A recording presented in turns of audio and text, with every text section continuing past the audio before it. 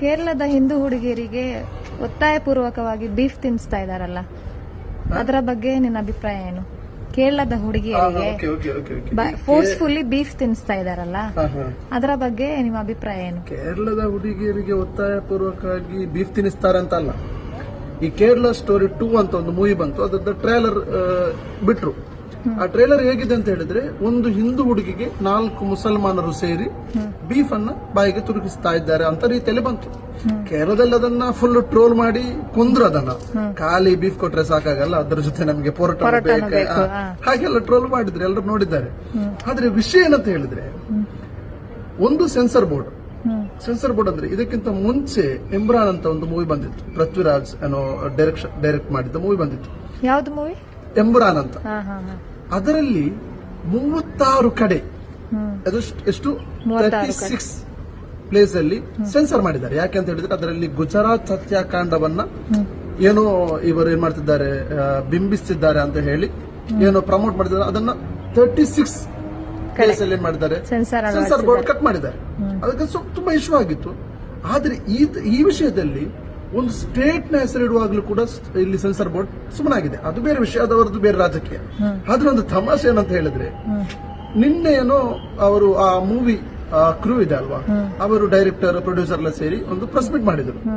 Press meet ಮಾಡುವಾಗ ಇವ್ರು ಏನ್ ಮಾಡಿದ್ದಾರೆ ಅಂತ ಹೇಳಿದ್ರೆ, ಸ್ವಲ್ಪ ಶೋಕೇಸ್ ಮಾಡ್ಲಿಕ್ಕೆ, ಸ್ವಲ್ಪ ಜಾಸ್ತಿ ಬಿಲ್ಡಪ್ ಮಾಡ್ಲಿಕ್ಕೆ ಒಂದು 37 ಹುಡುಗಿಯರನ್ನ, ಎಷ್ಟು 37 ಹುಡುಗಿಯರನ್ನ ವೇದಿಕೆಗೆ ತಂದಿದ್ದಾರೆ. ಇವರು ಅಲ್ಲ ಏನು ಅಂದ್ರೆ, ಇವರೆಲ್ಲ ಬಲಿಯಾದವರು, ಸಂತ್ರಸ್ತೆಯರು ಅಂತ ಹೇಳಿ ಮುಖ ಎಲ್ಲ ಮುಚ್ಚಿ, ಕೆಲವರು ಮುಖ ಮುಚ್ಚಿ, ಕೆಲವರು ಮುಖ ಮುಚ್ಚದೆ ಇವರೆಲ್ಲ ಲವ್ ಜಿಹಾದಿಗೆ ಒಳಗಾಗಿದ್ದಾರೆ, ಕೆಲವೊಬ್ಬರಿಗೆ ಬೀಫ್ ತಿನ್ನಿಸಿದ್ದಾರೆ, ಹಾಗೆಲ್ಲ ತಂದ್ರು. ಓಕೆ, ಅವರ ಜೊತೆ ಮಾತಾಡುವಾಗ ಅದರಲ್ಲಿ ಒಬ್ಬರು ಕೂಡ ಕೇರಳದವರಲ್ಲ.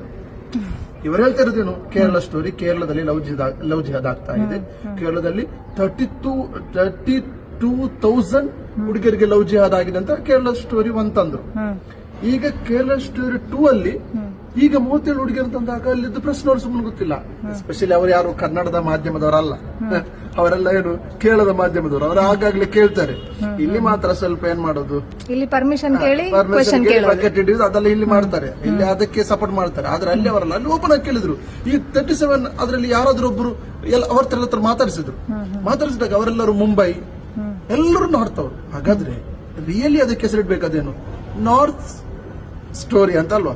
ನಾರ್ತ್ ಉತ್ತರ ಪ್ರದೇಶದಲ್ಲಿ ಗೊತ್ತಿದೆ ಏನಂತ ಹೇಳಿದ್ರೆ, ಅಂದ್ರೆ ಈ ರಿಯಲ್ ಆಗಿ ಏನ್ ವಿಷಯ ಅಂತ ಹೇಳಿದ್ರೆ, ಇನ್ನೊಂದು ಸೀರಿಯಸ್ ವಿಷಯ ಏನಂತ ಹೇಳಿದ್ರೆ, ಈ ನಾರ್ತ್ ಅಲ್ಲಿ ಉತ್ತರ ಪ್ರದೇಶದಲ್ಲೋ ಮಧ್ಯಪ್ರದೇಶದಲ್ಲೋ ಏನೋ ಕ್ರಿಶ್ಚಿಯನ್ ಭಗಿನಿಯರಿದ್ದಾರಲ್ಲ, ಕ್ರಿಶ್ಚಿಯನ್ ಫಾದರ್ಸ್ ಇದ್ದಾರಲ್ಲ, ಇವರು ಮತಾಂತರ ಮಾಡ್ತಿದ್ದಂತ ಅವರ ಬಾಯಿಗೆ ಸೆಗಣಿ ತುಂಬಿದ್ದಾರೆ.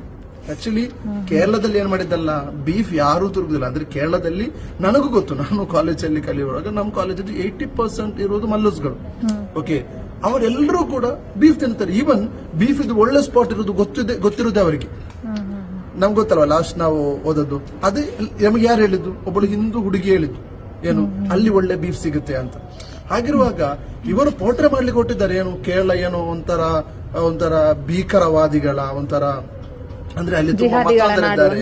ಯಾಕಂತ ಹೇಳಿದ್ರೆ ಅಲ್ಲಿ ಜನರು ಬೇಗಾಗಿ ಇವರ ಕೇಸರೀಕರಣಕ್ಕೆ ಒಪ್ಪೋದಿಲ್ಲ, ಇವರ ವಿಷಯ ಅಲ್ಲಿ ನಡೆಯೋದಿಲ್ಲ. ಈಗ ವೋಟ್ ಬೇರೆ. ಇನ್ನೊಂದು ಮುಖ್ಯವಾದ ವಿಷಯ ಏನಂದ್ರೆ, ಕೇರಳದಲ್ಲಿ ಇರೋರೆಲ್ಲರೂ ವಿದ್ಯಾವಂತರು. ಅವರ ನಮ್ಮ ಮಧ್ಯೆ ಒಂದು ಯೂನಿಟ್ ಇದೆ. ಯಾಕಂದ್ರೆ ಕೇರಳದಲ್ಲಿರುವ ಎಲ್ಲರೂ ಒಂದೇ ಲ್ಯಾಂಗ್ವೇಜ್ ಮಾತಾಡೋದು, ಎಲ್ಲರೂ ಮಲಯಾಳ ಮಾತಾಡ್ತಾರೆ. ಹಿಂದೂಸ್ ಆಗ್ಲಿ, ಕ್ರಿಶ್ಚಿಯನ್ಸ್ ಆಗ್ಲಿ, ಮುಸ್ಲಿಮ್ಸ್ ಆಗ್ಲಿ, ಒಂದೇ ಅವರಲ್ಲಿ ಅಲ್ಲೇ ಯೂನಿಟ್ ಇದೆ. ಓಕೆ, ಆ ಯೂನಿಟಿಯಲ್ಲಿ ಈಗ ಕೇವಲ ಹಾಗೆ ಒಂದು ಸ್ಟೋರಿ ಬಂದಾಗ ಅದು ಮುಸ್ಲಿಮರನ್ನು ಬ್ಲೇಮ್ ಮಾಡೋದಲ್ಲ ಅಂತ ಹೇಳಿ ಅಲ್ಲಿ ಹಿಂದೂಗಳು ಸುಮ್ಮನಾಗಿಲ್ಲ. ಈಚ್ ಅಂಡ್ ಎವ್ರಿ ಒನ್ ಎಲ್ಲರೂ ಅದನ್ನ ಏನ್ ಮಾಡ್ತಿದ್ದಾರೆ, ಅದನ್ನ ವಿರೋಧಿಸ್ತಾ ಇದ್ದಾರೆ, ಅದರ ಬಗ್ಗೆ ಮಾತಾಡ್ತಿದ್ದಾರೆ, ಅದರ ಬಗ್ಗೆ ಧ್ವನಿ ಎತ್ತಿದ್ದಾರೆ.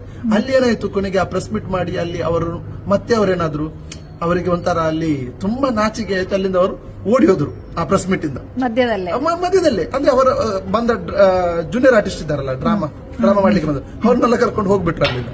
ಇದು ದಿ ರಿಯಲ್ ಕೇರಳ ಸ್ಟೋರಿ.